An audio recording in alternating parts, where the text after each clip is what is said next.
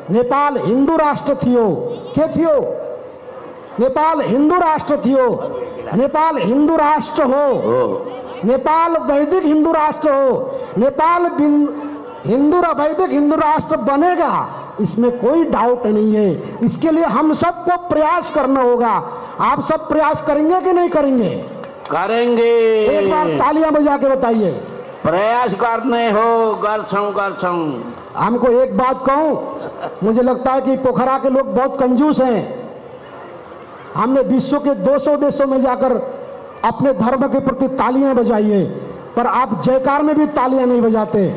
मैं एक बार आपसे कहूं, महाराज विजय कृष्ण जी के नाम पर एक बार तालियां बजाओ। जिस व्यक्ति ने इतना बड़ा संकल्प लिया इस राष्ट्र को बदलने के लिए, इस राष्ट्र को परिवर्तन करने के लिए, इस राष्ट्र को सनातन धर्म हिंदू राष्ट्र बनाने के लिए। जामला बैकुंठ, जामला बैकुंठ, नाच्दै गाउँदै बजाउँदै जामला बैकुंठ। गाइए। जाउला बैकुंठ, जाउला बैकुंठ, नाच्दै गाउँदै बजाउँदै जाउला बैकुंठ। जाउला बैकुंठ, जाउला बैकुंठ, नाच्दै गाउँदै बजाउँदै जाउला बैकुंठ।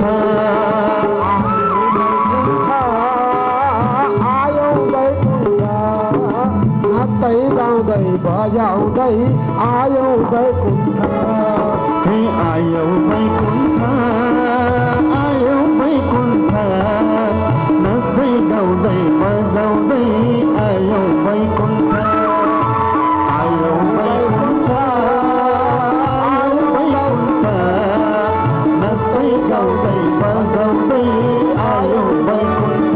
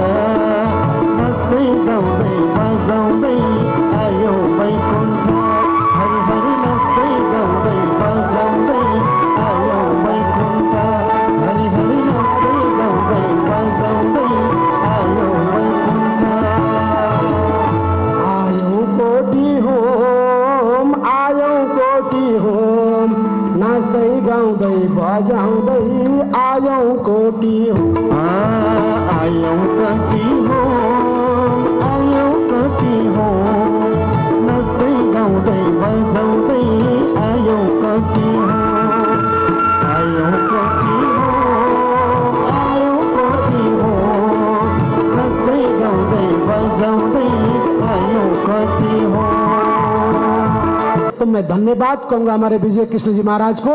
हमारे सुमेरु पीठ के शंकराचार्य जी महाराज यहाँ विद्यमान हैं। इस संकल्प लीजिए कि हम जब तक हिंदू राष्ट्र नहीं बनेगा तब तक ओम नमः शिवाय का जाप हम नहीं छोड़ेंगे। हाँ, प्रत्येक व्यक्ति यदि ओम नमः शिवाय का जाप अखंड जाप रखे और ये संकल्प ले कि हम जब तक हिंदू राष्ट्र नहीं बनेगा तब तक हम इस मंत्र को नहीं छोड़ेंगे, तो आप संकल्प लीजिए, क्योंकि संकल्प में बहुत ताकत है। भगवान ने कहा तन्मे मनः शिव संकल्पमस्तु, क्योंकि परमात्मा स्वयं शिव हमें संकल्प प्रदान कर रहे हैं। हमारे मन में क्या प्रदान कर रहे हैं? तो संकल्प प्रदान कर रहे हैं, और वो संकल्प वही पूर्ण करने वाले हैं, क्योंकि उन्होंने संकल्प दिया है तो संकल्प भी वही पूर्ण करेंगे। इसलिए आप संकल्प लो। इस यज्ञ तो होते रहेंगे, यज्ञ पहले भी हुए थे, आज भी हो रहे हैं, कल भी होंगे, परंतु आज वर्तमान के परिप्रेक्ष्य में इस यज्ञ का इसलिए महत्व है कि यहाँ संकल्प लेके जब आप जाओ कि हम अपनी वैदिक सनातन संस्कृति के लिए मिटेंगे, मरेंगे और अपनी सनातन संस्कृति संस्कृति के लिए हम जिएंगे। तो ऐसे यदि आप संकल्प लाएंगे तो निश्चित है कि नेपाल हिंदू राष्ट्र बनेगा। एक बात और कहना चाहूँगा कि वर्तमान स्थिति को देखते हुए यदि आज परिवर्तन नहीं आया तो कभी परिवर्तन नहीं आएगा। मुझे लगता नहीं कि मैंने योगी नरसिंहनाथ जी का कोठी होम देखा था। आज से 45 वर्ष पहले मैंने बुटोल में एक यज्ञ में मैं 2 दिन के लिए आया था ऋषिकेश से। तब वहाँ योगी नरसिंहनाथ जी ने एक कोठी होम लगाया था और उस समय भी ऐसी पब्लिक थी, उस समय संकल्प लिया गया था।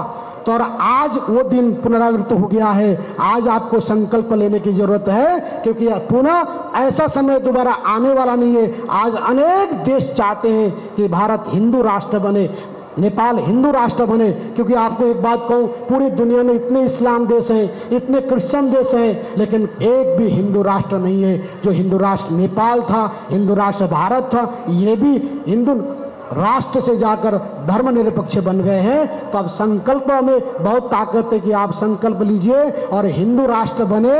और हम इस क्योंकि हिंदू राष्ट्र की आवश्यकता है। आप बताइए, हिंदू राष्ट्र की आवश्यकता है कि नहीं? है छा। एक बार जोर से तालियां बजा के कहिए,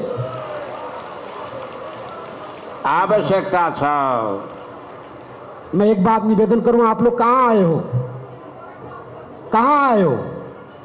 बैकुंठ का नाम सुना है? बैकुंठ का नाम सुने छो कि सुनिया सही नहीं? यही बैकुंठ हो जहां आ रहा भगवान को चर्चा सुन रही, संतों को गुरुजनों को चरण में बैठे रहो, भगवान को स्तुति गर्दै छौ भने यही बैकुंठ हो। इस बैकुंठ में बसेर संकल्प लिनु निश्चित रूप से भगवान ने पूर्ण गर्नुहुनेछ। र यो नेपाल राष्ट्र को जय होस्, नेपाल राष्ट्र हिंदू राष्ट्र बनोस्, नेपाल हिंदू वैदिक धर्म सनातन धर्म राष्ट्र बनोस्, ये संकल्प लियो। मैं इन्हीं शब्दों को साथ मैं हमारे इस यज्ञ के संकल्प करता मानव सेवा फाउंडेशन के सभी सदस्यगण, इस कार्यक्रम में सभी media, electric media, printing media के सभी गणमान्य अतिथिगण, विद्वानगण, विप्रगण और मातृशक्तियों, एक ही बात मैं कह के जाऊंगा, जो राष्ट्र के लिए जीता है,